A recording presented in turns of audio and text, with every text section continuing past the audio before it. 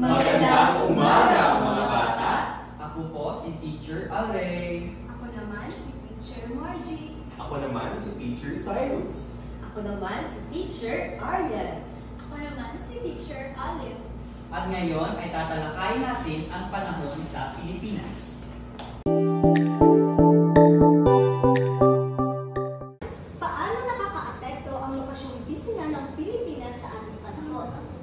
Magaling mga bata! Nakakaapekto ang lokasyong bisina ng Pilipinas sa ating panahon sapagkat tayo ay pinapalibutan ng iba't ibang anyong lupa na kung saan nakakaranas tayo ng pasaraw, tag-ulan, o maulap na panahon.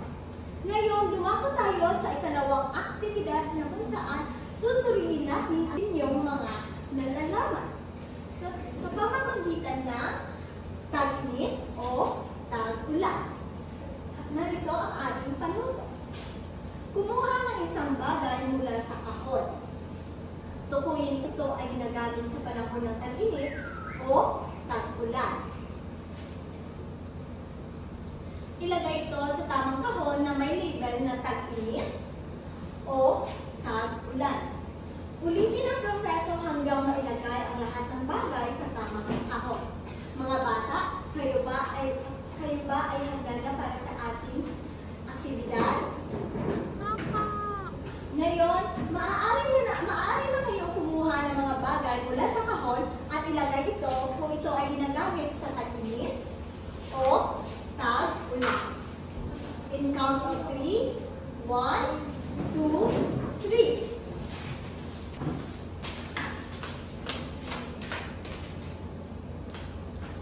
Magaling mga bata! Ngayon, titignan natin kung tama ba ang inyong mga inilagay na gamit. Sa tag-init, meron tayo. Ano ito mga bata? Isang sombrero. At ano naman ito mga bata?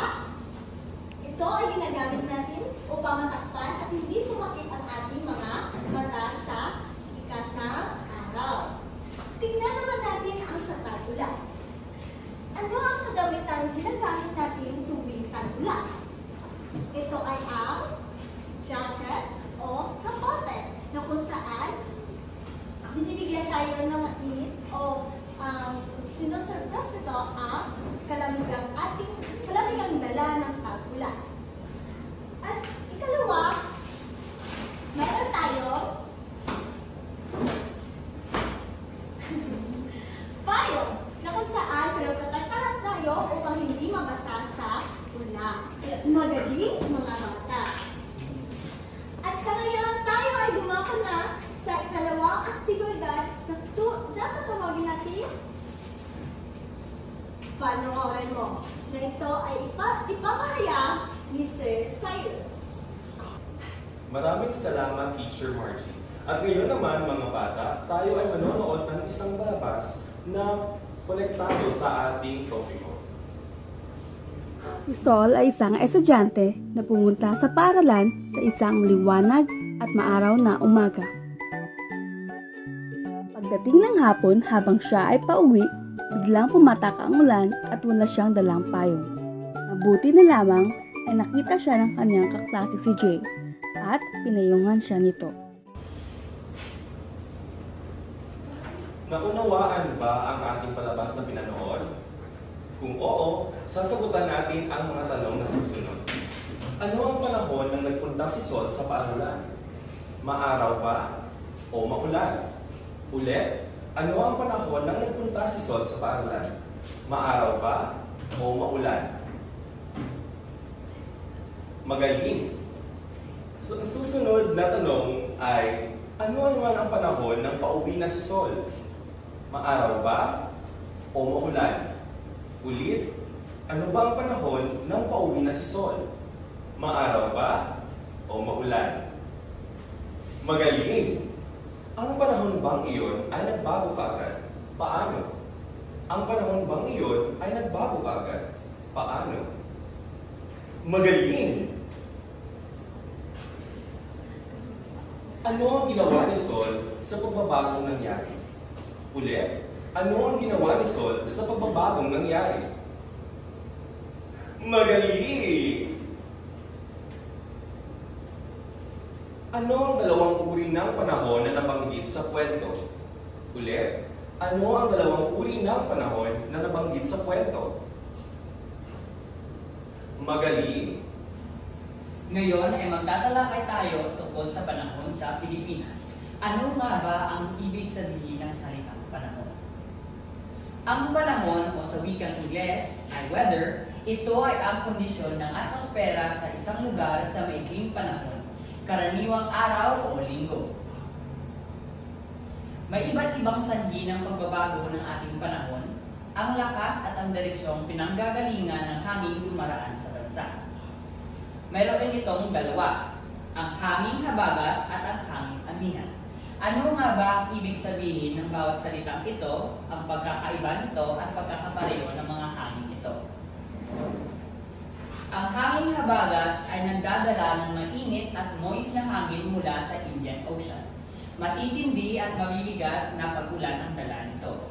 Mula ito sa Timog Kanluran. Nangyayari ang hanging habagat Hunyo hanggang Oktubre. Habang ang hanging hamihan naman ay nagdadala ng malamig at tuyo na hangin mula sa Siberia. Maaaring magpahina ng bagyo dahil wala itong masyadong moisture. Mula sa hilagang silangan naman ito. Nangyayari ito tuwing Nobyembre papuntang Marso. Makikita dito sa pulang araw na ito ang magsisilbing hanging habatan. Nanggaling ito sa Timog Kanluran, di ba? Habang ang hamihan naman ay galing sa hilagang silangan. Ito ang direksyon ng mga hangin pumupunta sa Pilipinas tuwing nangyayari ito sa Hunyo, Oktubre o Nobyembre ng Marso. At ito naman ang mga mauri ng panahon sa Pilipinas. Maaraw, maulap, maulan, mahangin at mabagyo. Ito ay tatalakayin naman ni Teacher Aryan. Kanina, natapos na nating talakayin kung ano ang panahon at mga hangin na nakaka-apekto dito. Ngayon naman, ating talakayin ang mga uri ng panahon sa Pilipinas.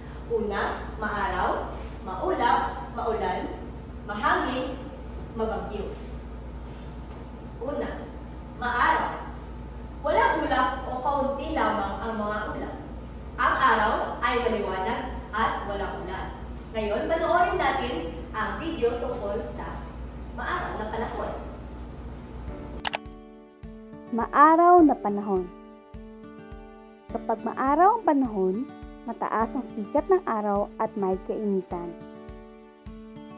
Huwag kalilimutang uminom ng maraming tubig at magsuot ng sunglasses o shades para maproteksyonan ang mga mata sa matinding sikat ng araw.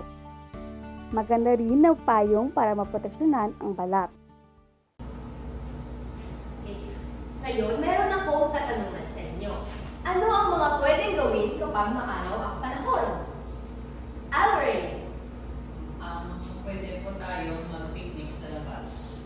Tama. Ngayon, ating namang talakayin ang panahon na mahangin. Ngayon naman ay ating talakayin ang mahangin na panahon. Ito ay may malakas na pag-ihip ng hangin. Ngayon, panoorin natin ang video.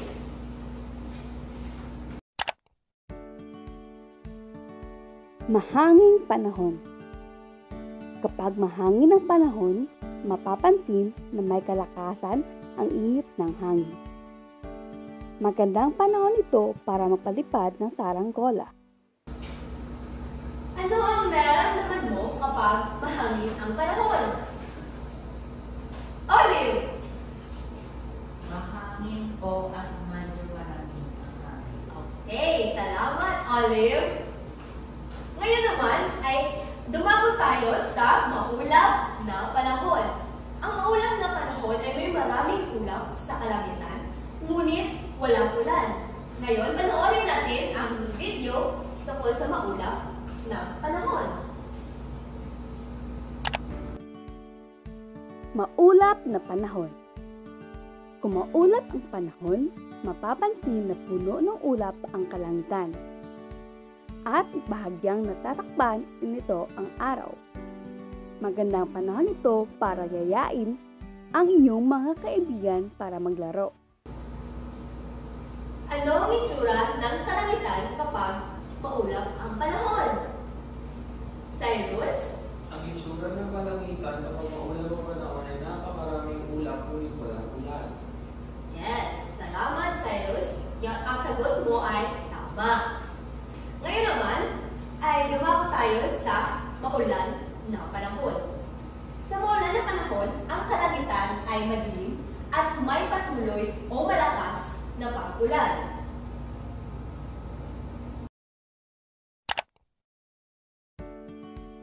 Maulang panahon. Kapag maulan ang panahon, makulimlim ang langit at may pumapatak na tubig mula sa ulap. Huwag kalilimutang magsuot ng bota at kapote bilang panangga sa ulan. Magdala rin ng payong upang hindi mabasa at hindi magkasakit. Tandaan, bawal magpaulan. Ano ang dapat gawin bago umalis ng bahay kung maulan ang panahon? Ano kaya? Ses? Dapat gawin bago umalis ng bahay kung maulan ang panahon ay dapat magsuot ng bota at kapote. Okay, tama. Salamat, Ses. Ang iyong sagot ay tama. Ngayon naman, sa panghuling uri ng panahon ay ang mabagyong panahon. Dito, malakas na hangin at ulan ang nararanasan.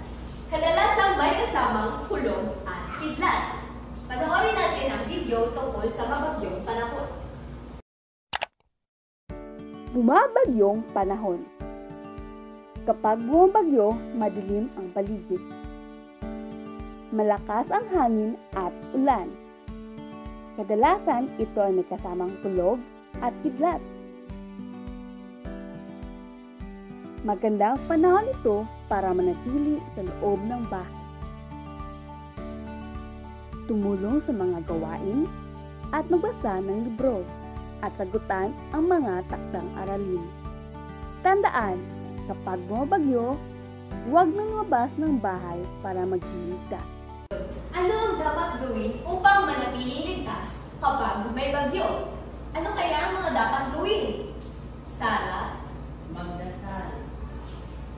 Okay, tama. Ano pa? Manatili sa loob ng bahay. Tama. Dapat manatili sa loob ng bahay upang magligtas tayo kapag may paparating na bagyo. Ngayon na natapos na nating talakayin ang panahon at mga uri nito, mayroon akong katanungan para sa inyo. Handa na ba kayo, mga bata? Okay. Unang katanungan. Anong pinagkakaiba ng hanging habagat at hanging amihan? Junjun. Ang hanging habagat po ay nanggaling sa timog kanluran, habang ang hanging amihan naman ay mula sa silangang dagat o dagat silangan. Tama. Tama ang inyong sagot. Para sa susunod na katanungan, ano-ano ang mga uri ng panahon sa Pilipinas? Reyna? Maaraw, maulan, mahangin, maulap, mabagyo. Tama. Yun ang limang uri ng panahon sa Pilipinas. Yun ay maaraw, maulap, mahangin, maulan, at mabagyong panahon. Para sa panghuling katanungan, ano ang epekto ng panahon sa pamumuhay ng mga tao? Magbigay ng halimbawa. William? Kapag bumabagyo, may posibilidad na ang mga pananim ng mga tao ay hindi na mapakinabangan. Salamat, William. Tama ang iyong sagot. Ngayon mga bata, marami na kayong nalaman tungkol sa ating talakayin kanina. At tayo ay may bagong gawain na tinatawag araw-ulan. Para sa ating panuto, basahin maayos ang bawat sitwasyon at suriin ng mabuti ang mga larawan. Idikit sa patlang ang larawan ng ulan.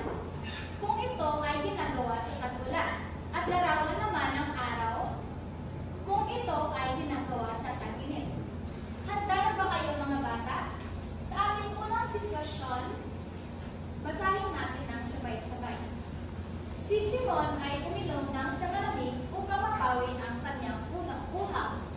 Ito ba ay araw o ulan? Tama! Ito ay araw. Susunod. May suot na sombrero at sunglasses si Maloy habang siya ay naglalakad sa tabing dagat. Ano sa tingin ninyo? Araw ba ito o ulan?